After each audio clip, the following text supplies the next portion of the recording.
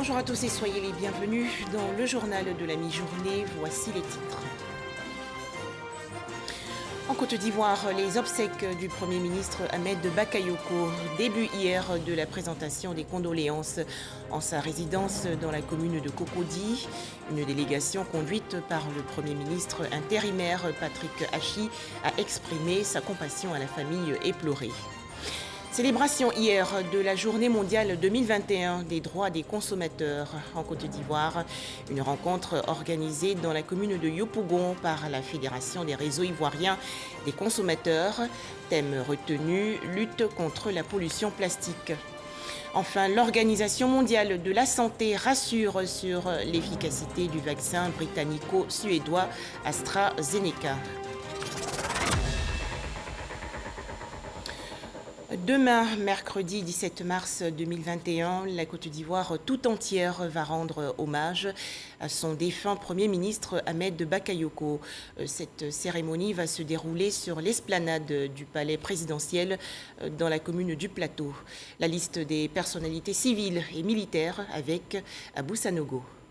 Les personnalités civiles et militaires ci-après sont conviées à la cérémonie d'hommage de la nation au Premier ministre Ahmed Bakayoko qui aura lieu le mercredi 17 mars 2021 à partir de 9h sur l'esplanade du palais de la présidence de la République. Ce sont Monsieur le ministre d'État, Premier ministre par intérim, Monsieur le président de l'Assemblée nationale, Mesdames et Messieurs les présidents des institutions, Messieurs les anciens premiers ministres et anciens présidents d'institutions, Mesdames et Messieurs les ministres, Monsieur le directeur du cabinet du Premier ministre, Madame le secrétaire général du gouvernement, Mesdames et Messieurs les secrétaires d'État, Mesdames et Messieurs les chefs de missions diplomatiques et représentants des organisations internationales, Madame et Messieurs les conseillers spéciaux à la présidence de la République, Madame et Messieurs les directeurs du cabinet des ministres à la présidence de la République, Messieurs les directeurs du cabinet adjoint du Premier ministre, Monsieur le secrétaire général adjoint du gouvernement, Monsieur le secrétaire général du ministère des Affaires étrangères, Mesdames et Messieurs les directeurs,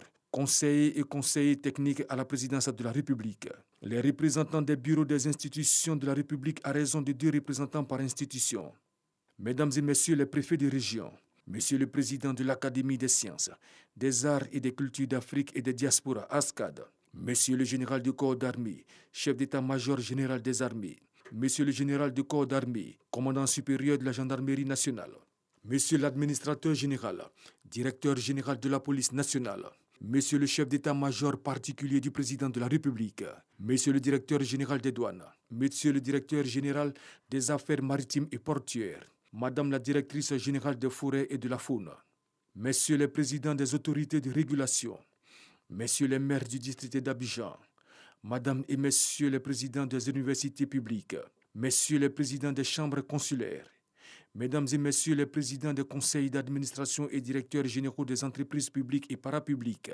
Messieurs les bâtonniers de l'ordre des avocats, Mesdames et Messieurs les présidents des ordres et organisations professionnelles, Mesdames et Messieurs les présidents, secrétaires exécutifs ou secrétaires généraux des partis politiques, Messieurs les présidents de la Confédération générale des entreprises de Côte d'Ivoire et de la Fédération ivoirienne des petites et moyennes entreprises, Messieurs les présidents et secrétaires généraux des centrales syndicales, IGTCI, Dignité, FESACI, UNATCI, Humanisme, 5 membres du directoire de la Chambre nationale des rois et chefs traditionnels, Monsieur le Président et 5 membres du Forum des confessions religieuses, Monsieur le Président et 5 membres du Conseil supérieur des imams, COSIM, 10 représentants des organisations de la société civile, la Fédération nationale des commerçants de Côte d'Ivoire, Mesdames et Messieurs les représentants des mouvements et organisations de jeunesse.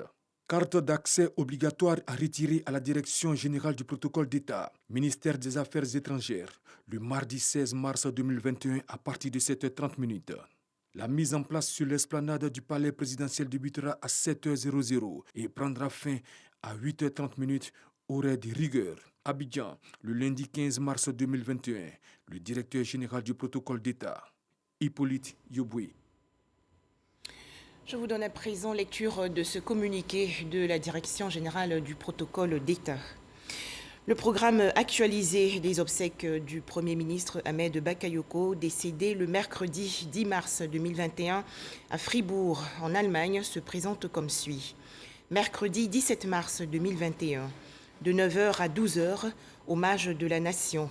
Lieu, palais présidentiel. 16h, hommage du Rassemblement des oufouettistes pour la démocratie et la paix, le RHDP, des partis politiques et des associations suivies d'animations artistiques. Lieu, stade d'Ebimpé.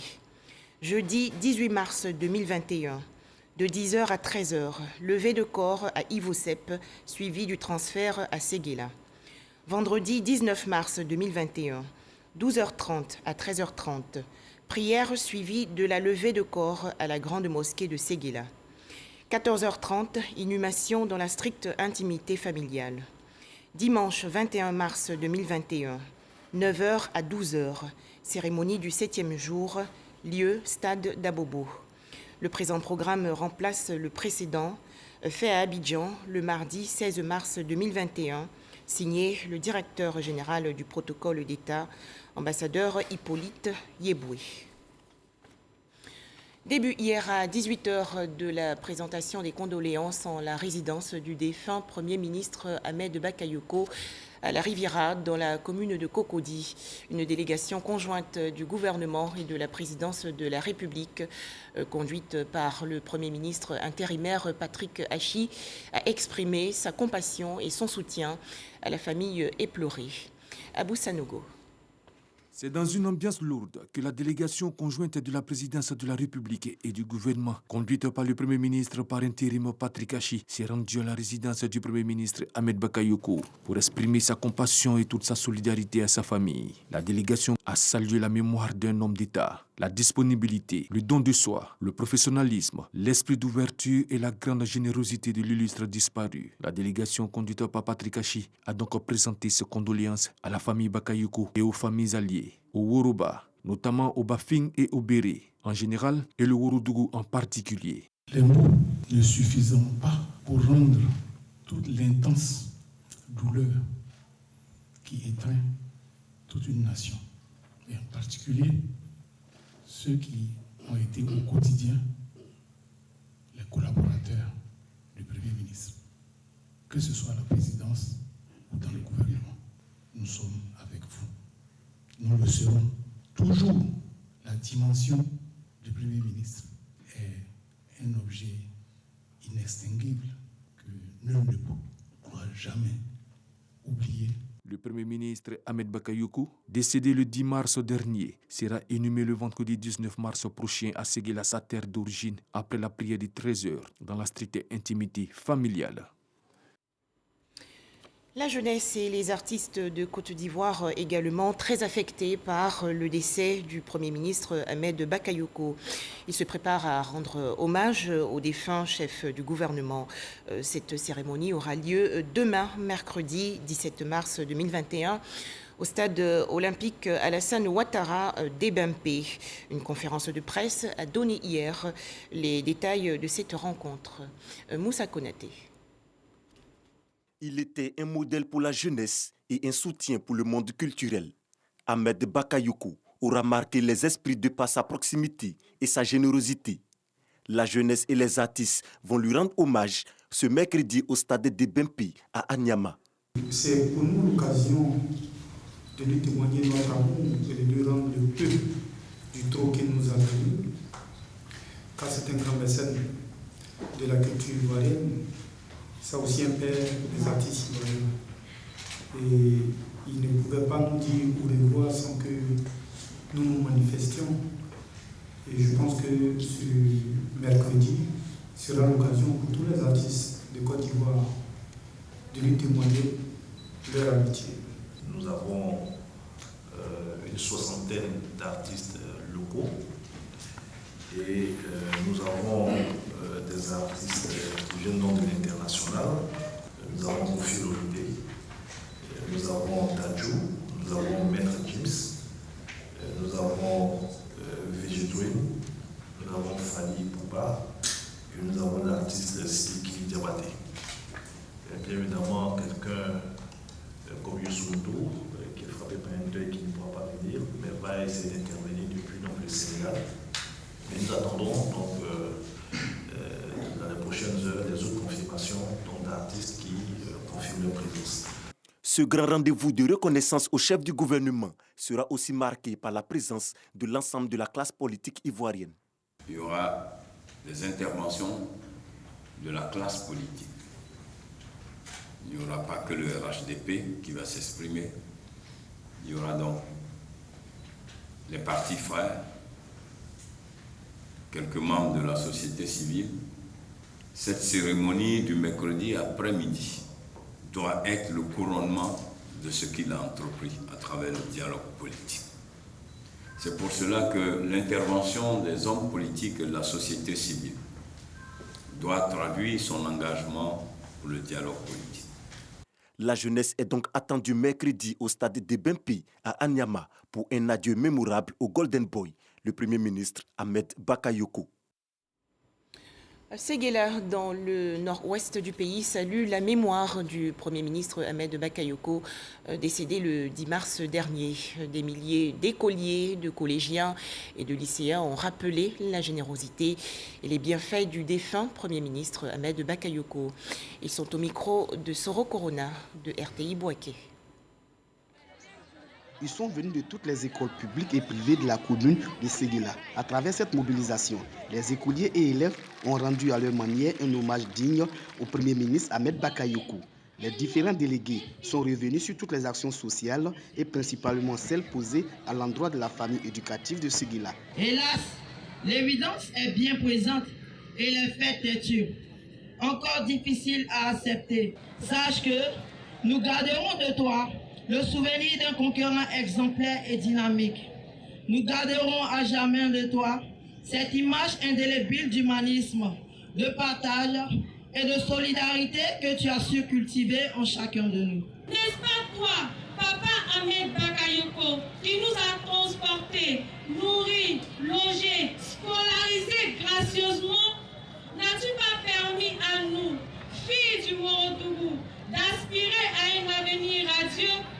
Papa Ahmed, tu nous as inculqué le sens du partage, de la détermination et du travail. Des prières sont dites par les guides religieux pour le repos de l'âme de l'illustre disparu. Zoumana Bakayoko, porte-parole de la famille, a traduit la gratitude des Bakayoko aux élèves pour cette marque de compassion.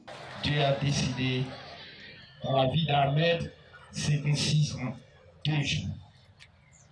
Il a fait ses 56 ans, 2e jour, il nous a quittés. On ne fait que dire merci à Allah, à la souveraineté. C'est honoré, très. Au nom de la famille, vous demandez pardon. Prions Dieu pour que Dieu repose Ahmed à côté de lui. Les autorités locales ont salué cette initiative des écoliers et élèves. Le préfet des régions a invité ces tout-petits à rester dignes et disciplinés tout le long de la période des obsèques. Les hommages se multiplient. Niakara Mandougou, localité située dans la région nord du pays, également reconnaissante des actions du Premier ministre Ahmed Bakayoko. Les élus locaux et populations ont salué récemment la mémoire du chef du gouvernement. Le décès du Premier ministre Ahmed Bakayoko a plongé le pays dans un deuil national de 8 jours. Dans le département de Niakara, dans la région du Hambol, la population pleure un être cher. Les élèves se reconnaissent en l'homme. On a appris la nouvelle, mais on n'a pas aimé. C'est ce qu'on m'a dit. Il était un homme digne, il travaillait pour les gens. C'est un homme qui nous a beaucoup marqué. Même pendant la mort de notre artiste, il a beaucoup fait pour nous. Donc, pour le voir partir, sincèrement, ça nous touche beaucoup. On ne peut pas supporter cela. Si on pouvait le ramener, on pouvait le faire, mais sincèrement dit, c'est à la volonté de Dieu, donc on ne peut rien faire. Dans les rues de la commune, les populations vaquent à leurs occupations, le cœur fondu par la peine. Ça nous a vraiment touchés, parce qu'on n'a même pas pensé que cela pouvait arriver. Mais à notre grande surprise, on a pris le décès là, vraiment, c'est quelque chose qui nous a vraiment touchés. Quand j'ai appris la nouvelle, je ne croyais pas. Je me suis dit que c'était un truc, les gens voulaient cacher pour nous essayer de voir. Mais vraiment, après ça, quand on a vu la télévision, la RTI, on a su que c'est la réalité. Ce monsieur, vraiment, il allait très tôt. Il allait très tôt. Un monsieur qui aimait la jeunesse comme nous, qui aimait tout le monde qui participait, il se mettait dans la peau de tout le monde.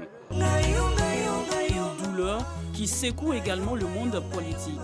Le maire de la commune de Niakara, Pierre Koné, et celui de la commune de Tortilla, Blaise Koulibaly, déplorent le départ brusque d'un modèle. Le 12 février, j'étais à Abidjan.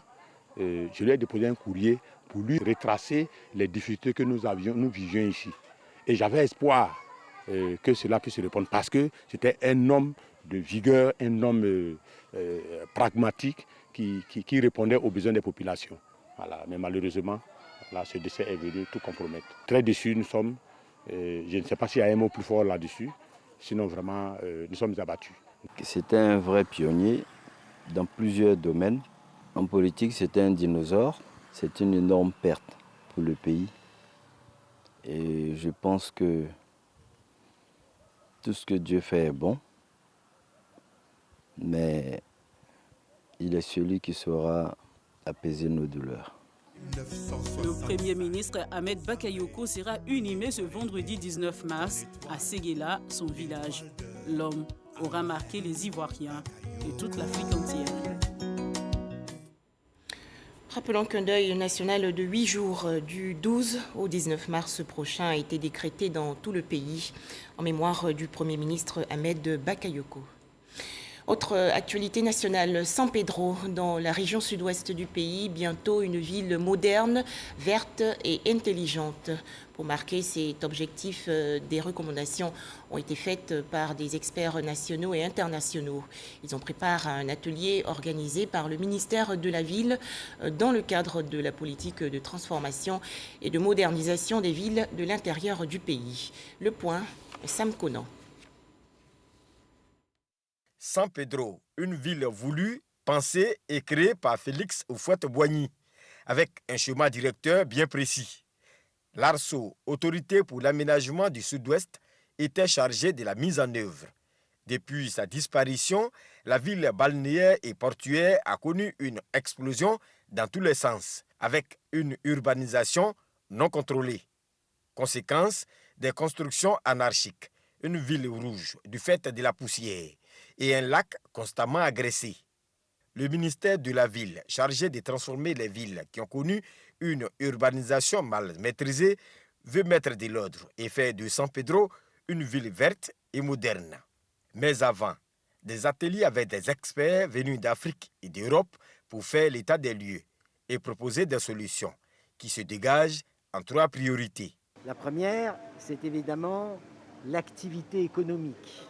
La deuxième, c'est comment faire en sorte que cette ville puisse se développer de façon sûre, avec un enjeu majeur pour l'eau, qui est un atout, mais qui peut aussi être, en cas d'inondation, un danger. Et puis il y a aussi toute la préoccupation environnementale. Ce sont des propositions que nous allons donc essayer de fondre dans le schéma directeur pour réussir à sortir donc une ville véritablement moderne qui va projeter l'avenir de San Pedro sur 20-30 ans. Pour le ministre Albert François Micha, le conseil municipal de San Pedro dispose désormais d'un schéma directeur renforcé. Nous avons vu le projet de développement de cette ville qui correspondait à la vision du ministère de la Ville. Nous pouvons dire que le maire de San Pedro dispose à présent d'un outil qui lui permet de voir le développement de sa ville et partant de là, le développement de la région. Selon le ministre Albert François Micha, des ateliers de ce genre vont être organisés dans les villes intéressées par le projet, afin de faire d'elles des villes intelligentes, inclusives, vertes et durables. Célébration hier de la journée mondiale 2021 des droits des consommateurs. En Côte d'Ivoire, la Fédération des réseaux ivoiriens des consommateurs a organisé une rencontre dans la commune de Yopougon autour du thème « Lutte contre la pollution plastique ». Les précisions de Walter Amadou. Cette 38e édition de la Journée mondiale des droits des consommateurs est marquée par des sensibilisations. La Fédération des réseaux ivoiriens des consommateurs, FRIC, qui l'organise pour la 9e fois en Côte d'Ivoire, a choisi la commune de Yopougon pour abriter la présente commémoration. Le thème retenu pour cette célébration, c'est la pollution plastique. Tout n'est pas lié forcément à la pollution plastique. Nous avons des questions réelles et existentielles en Côte d'Ivoire. On ne peut pas parler de CIE sans parler de consommateurs. On ne peut pas parler de la SODECI, on ne peut pas parler de l'ARTT sans parler de consommateurs. Et c'est pourquoi nous avons appelé ces structures-là afin d'être là à la célébration de cette journée mondiale des consommateurs. Car les consommateurs ont beaucoup de choses à reprocher. 3 communications axées sur les risques d'installation sous les lignes haute tension électrique animées par la CIE ainsi que sur le changement de plan national de numérotation présenté par la RTCI et le recours à l'ANARE Côte d'Ivoire constitue l'essentiel du programme de cette édition. Pour retrouver les numéros perdus, vous pouvez vous rendre soit dans la corbeille du téléphone pour essayer de restaurer ces numéros-là. Pour ceux qui sont sur Android, téléchargez l'application Google Contact et restaurer ce répertoire téléphonique. Avec CIE, toutefois qu'ils ont soit des incompréhensions, ou ils estiment qu'ils ne sont pas satisfaits de la prestation reçue de CIE,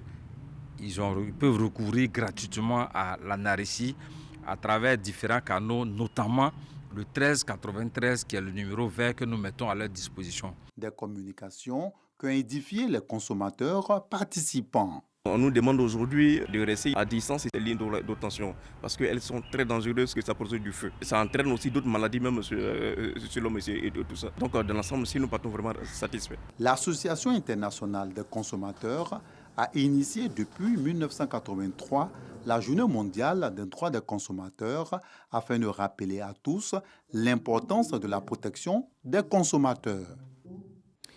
Rappelons qu'il nous faut rester vigilants face au coronavirus. Faisons-nous vacciner et respectons les gestes barrières.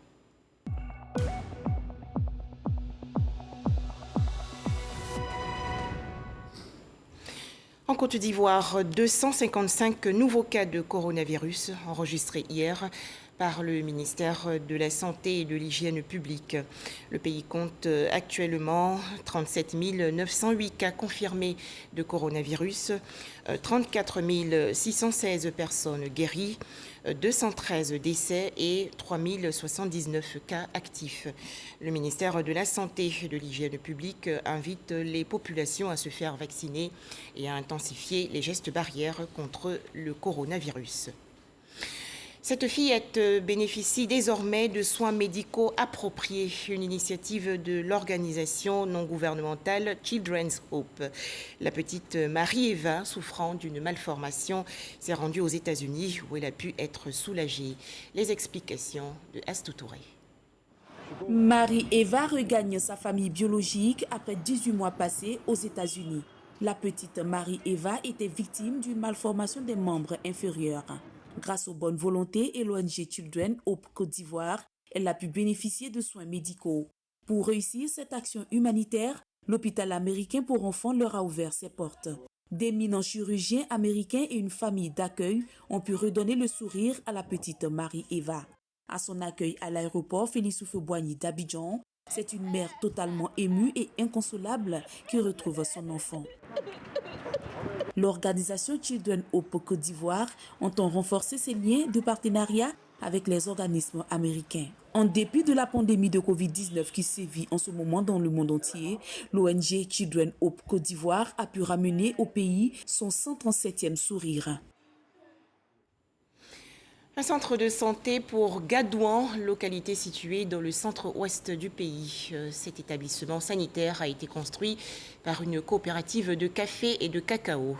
Les détails, Soro Sianfolo et Walter Amadou. Un nouveau dispensaire tout équipé, bâti au centre de santé urbain de Gadouan et 2 pompes à motricité humaine à Niamayo et Cocody Djipri. Des infrastructures réalisées respectivement à 40 et 18 millions de francs CFA. Ce sont des actions sociales en faveur des populations de la sous-préfecture de Gadouan et de ces 2 villages menées par la société coopérative agricole Agrial avec ses partenaires. Objectif, renforcer les capacités d'accueil du centre de santé, améliorer les soins aux populations de ces localités et leur permettre d'accéder à l'eau potable. Multiplier ce genre de dons fera plaisir aux populations. Et quand elles sont heureuses, ces populations, nous, cadres de ce village, nous sommes réjouis. Selon Akadio Mobio, directeur régional de l'hydraulique à Daloa, ces forages d'une profondeur de plus de 62 mètres ont un débit de 1,9 mètres cubes. Ils sont sécurisés par une clôture et un portillon. Des actions saluées par Anatole Privatigbe Bako, préfet de région et de département de Daloa. Le préfet a invité les populations à en faire bon usage. La structure agriale basée à Gadouan, dans la sous-préfecture de Daloa, œuvre dans la production, la commercialisation et la transformation des produits agricoles. Un tout autre sujet à présent, la journée internationale des mathématiques célébrée il y a quelques jours à Yamoussoukro, dans le centre du pays. Thème retenu, les mathématiques pour un monde meilleur. Notez que 132 prix ont été décernés par la Société mathématique de Côte d'Ivoire. Kwadio Kwame de RTI Bouaké. Yamoussoukro. Cérémonie de remise des prix du concours Félix Houphouët-Boigny de mathématiques et des prix des concours Miss Mathématiques, soit un total de 132 prix décernés. Pour le président du comité d'organisation, relever les défis du 3e millénaire, c'est maîtriser les mathématiques, base solide de tout développement. Avec l'application des mathématiques pour gérer les pandémies, pour accroître la production agricole, pour faire face aux défis dus à l'intelligence artificielle, aux défis des big data, nous croyons qu'en utilisant les mathématiques, nous allons rendre notre monde meilleur. C'est lors de la 40e conférence de l'UNESCO que certains pays, dont la Côte d'Ivoire, ont proposé de dédier une journée à cette matière scientifique. Outil efficace de développement, la maîtrise des techniques des mathématiques permet de contribuer à la formation des futurs chercheurs. Cependant, la proportion des jeunes filles qui s'intéressent à cette matière est encore faible, regrette le président de la Société mathématique de Côte d'Ivoire. Sur le plan mondial, seulement 29% des chercheurs sont des femmes. Donc le problème n'est pas que ivoirien. Et c'est la raison pour laquelle la Société mathématique de Côte d'Ivoire a décidé de s'attaquer à ce problème à son modeste niveau en créant le concours Miss Mathématiques qui, nous l'espérons, permettra et a déjà permis de sélectionner des jeunes filles brillantes qui ont pu aller faire de brillantes études en France. Les dévancières ont donc exhorté la jeune génération au courage, à l'abnégation, à la détermination, à la tâche. Avec les Olympiades panafricaines de mathématiques, les symposiums et autres concours, le mythe des mathématiques semble brisé. Mon secret, c'est le travail acharné, la détermination, toujours recommander ces projets entre les mains du Tout-Puissant. J'aimais déjà les maths et puis j'ai eu la motivation de mon professeur. J'aimerais devenir pilote après ma licence en mathématiques. La Société mathématique de Côte d'Ivoire est une société savante des utilisateurs des mathématiques et toute personne soucieuse de promouvoir les mathématiques en qualité d'instrument de développement. Et pour terminer, l'actualité nationale, la cérémonie officielle de rentrée de la première promotion du service national des jeunes. 216 jeunes bénéficient d'une formation. Le SNJ a pour mission de renforcer l'éducation de la jeunesse en vue de sa participation effective et entière au développement du pays. Ami Sissoko. Nous devons vivre ensemble, partager l'amour, la paix, la cohésion sociale. 216 jeunes Ivoiriens issus de 108 départements du pays en formation à Korogo sur les valeurs relatives au civisme. C'est la toute première promotion du service national des jeunes, SNJ, constitué de jeunes volontaires. Pendant 2 mois, ils seront outillés sur les valeurs civiques et citoyennes, la connaissance des us et coutumes, également sur le respect des institutions et des personnes qui les incarnent et sur la promotion de la cohésion sociale. Nous prenons l'engagement ce jour de faire bon usage de tout ce que nous allons apprendre. Nous souhaitons que ce merveilleux projet s'étende à tous les jeunes Ivoiriens afin de favoriser davantage la culture de la paix, du civisme et de l'engagement communautaire en Côte d'Ivoire. Le service national des jeunes est un dispositif qui vise l'encadrement des jeunes leaders volontaires de 18 à 35 ans pour une durée de 12 mois. Pour le secrétariat d'État chargé du civisme, ce projet vise à apporter une réponse idoine à la problématique de l'incivisme et de la vulnérabilité des jeunes. Face à la problématique de l'incivisme des jeunes, nous avons l'impérieux devoir d'apporter des réponses concrètes, intégrées et durables. C'est donc conscient de ces situations que le gouvernement, à travers la mise en œuvre effective du service national jeune en Côte d'Ivoire, qui contribuera, j'en suis persuadé, à l'avènement d'un Ivoirien nouveau, ayant le pied dans la tradition et la tête dans la modernité. Après 2 mois en internat, ces jeunes de la première promotion du service national des jeunes retourneront dans leur département d'origine. Pendant 10 mois, ils seront mis en mission pour des travaux d'intérêt communautaire sous la supervision des préfets. Ils recevront des attestations, une reconnaissance de l'État à leur endroit pour leur engagement citoyen. Enfin, réunion aujourd'hui de l'OMS sur le vaccin AstraZeneca. L'Organisation mondiale de la santé recommande de poursuivre l'utilisation de ce vaccin britannico-suédois contre le coronavirus. Pour l'OMS, il n'existe à ce stade aucune preuve d'un lien direct entre le vaccin AstraZeneca et l'augmentation des cas de thrombose et d'embolie.